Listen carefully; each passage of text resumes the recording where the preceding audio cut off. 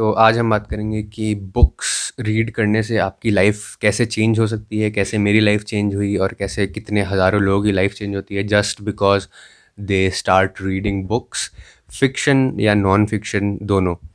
अब ऑब्वियसली इतनी सारी किताबें दुनिया में लिखी जा चुकी हैं तो कुछ तो रीज़न होगा कि लोग इतनी किताबें पढ़। मैंने जस्ट एग्जांपल देने के लिए आपको बहुत सारी किताबें अपनी निकाल के रखी हैं और भी बहुत सारी किताबें हैं, लेकिन मैं इन्हीं से आपको एक्सप्लेन कर दूंगा, ठीक है।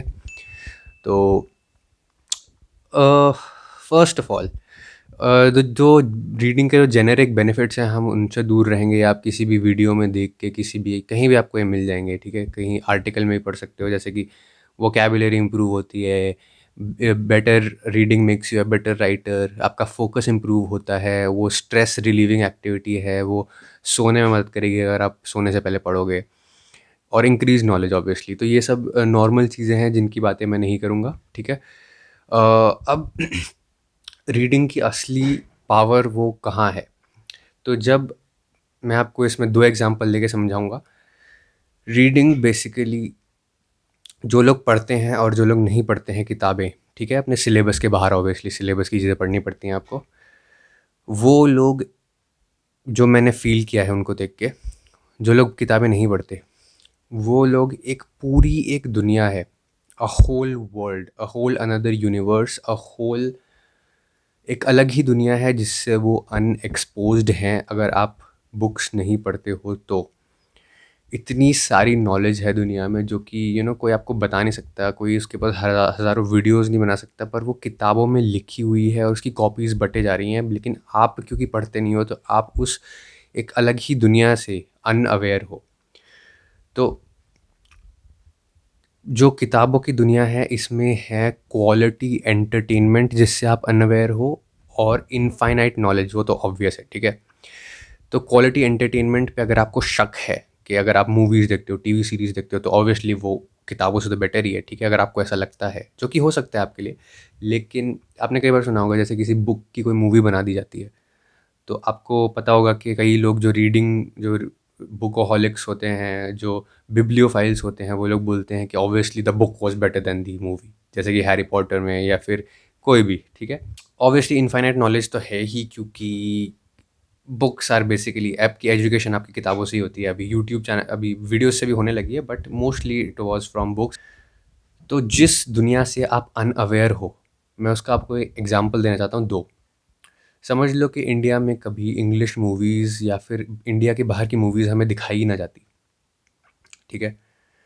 सारी मूवीज़ हमारे बॉलीवुड की होती और हमें बाहर की दुनिया से कोई एक्सपोजर नहीं मिलता। तो सोचो आपका दिमाग कैसा होता अगर आपने कभी आज तक ज़िंदगी में इंग्लिश मूवी नहीं देखी होती, ठीक है।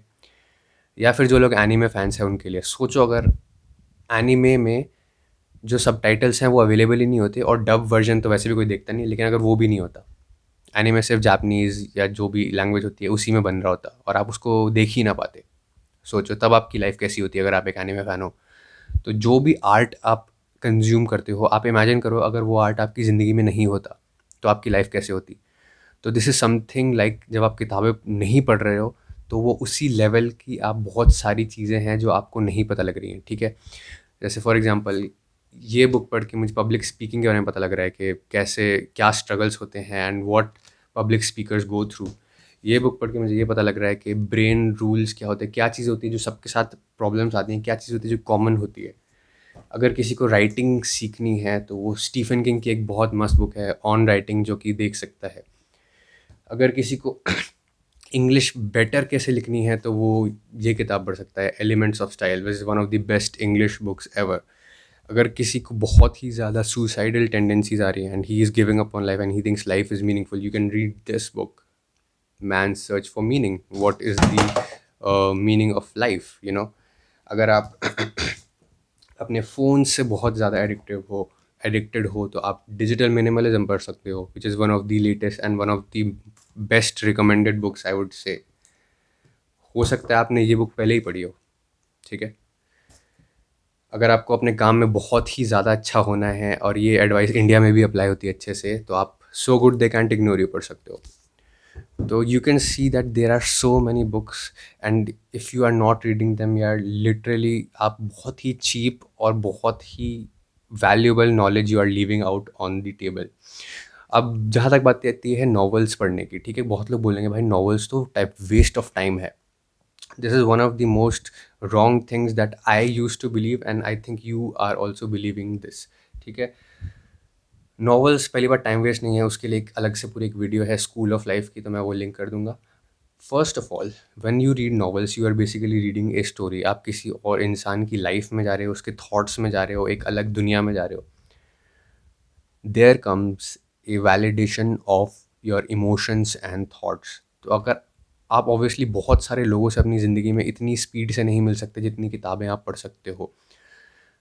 समझ लो आपके कुछ थॉट्स हैं और इमोशंस हैं जो आपको लगता है कि वो बड़े स्टूपिड हैं, बड़े वियर्ड हैं, बड़े इडियोटिक हैं, या फिर बहुत ही अनकन्वेंशनल हैं। जैसे बहुत ज़्यादा किंकी सेक्सुअल फैंटेसीज़ आपको आती हैं, जैसे आपके इमोशंस बहुत ही वॉयलेंट कई बार हो जाते हैं, आपको किसी को मारने ऑन करता है, या फिर आप कुछ हद से ही ज़्यादा रोमांटिक हो, या फिर आप बहुत ही परवर्टेड हो, you feel very weird sexual thoughts about other man या वुमेन दोनों। जब आप किताबें पढ़ोगे तो आपको ऐसी बहुत सारी किताबें मिलेंगी जिसमें आपको एग्जैक्ट यही फीलिंग्स, इमोशंस, थॉट्स आपको मिलेंगे जो आप सोच रहे थे।